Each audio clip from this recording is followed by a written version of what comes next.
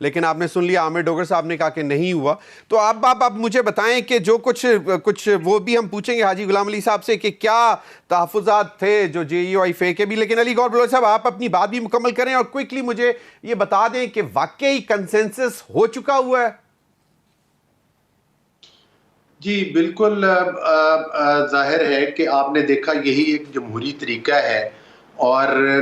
कोई उस तरह से नहीं है कि जिस तरह से साबिक पिछले दौर में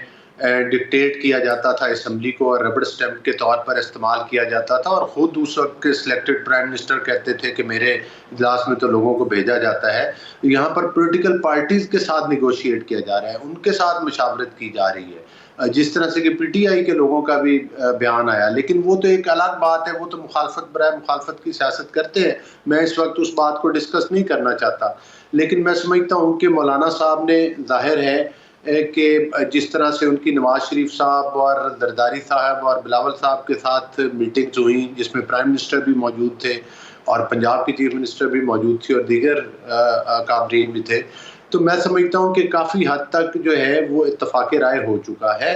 और वो लीडरशिप जो है वो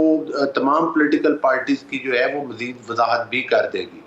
और उसकी वजाहत बिलावल भुट्टो साहब ने भी कर दी है। और अब जाहिर है कि कल तक ये तमाम चीज़ें आ जाएंगी सामने और जब मुसवदा काबीना के अंदर पेश कर दिया जाएगा तो उसके बाद ये पार्लिमान में भी आ जाएगा और उस पर डिबेट भी हो जाएगी। मैं समझता हूँ कि पार्लिमान जो अपना किरदार अदा कर रही है कानून साजी के लिए और आइन साजी के लिए और आइनी अमेंडमेंट के लिए, जो कि पार्लिमान का असल काम है, मेरा ख्याल है कि इस पार्लिमान पर अब ये तनकीद नहीं की जा सकती कि ये अपना काम नहीं करते, बल्कि अवाम का जो टैक्सेस का पैसा है उसको लड़ाई झगड़ों में जो है वो मतलब है कि आपस के उसमें ज़ाया करते हैं। तो मेरा ख्याल है कि हुकूमत की तरफ से एक अच्छा इनिशिएटिव लिया गया है कि ये पार्लिमान जो है इसने बड़ी कलील मुद्दत के अंदर कानून साजी भी की है और आइन के ऊपर भी कोशिश कर रही है कि इत्तफाक़ राय हो जाए। सही, अब बिल्कुल एहसान अहमद साहब क्या आई देखिए उसी तरह दी जाएगी। अली गौर बलोच साहब बात ये है कि इनकी पार्टी की तरफ से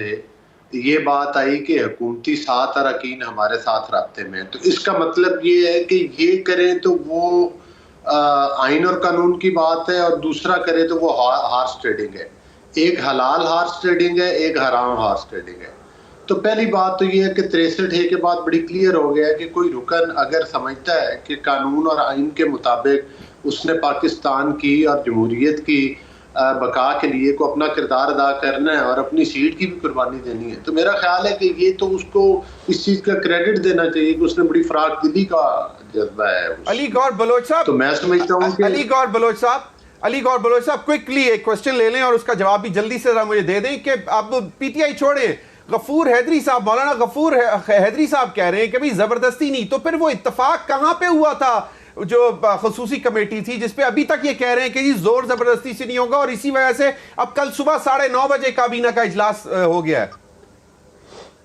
जी बिल्कुल, जाहिर है कि ये इसीलिए है कि मैं समझता हूँ कि मौलाना साहब के साथ मोस्टली जो बातें हैं वो इत्तफाक़ राय से तय पा गई हैं और अगर उनके कोई मज़ीद तहफ़्फ़ुज़ात हुए तो वो भी मुमकिना हद तक दूर हो जाएंगे और जाहिर है कि मौलाना साहब का भी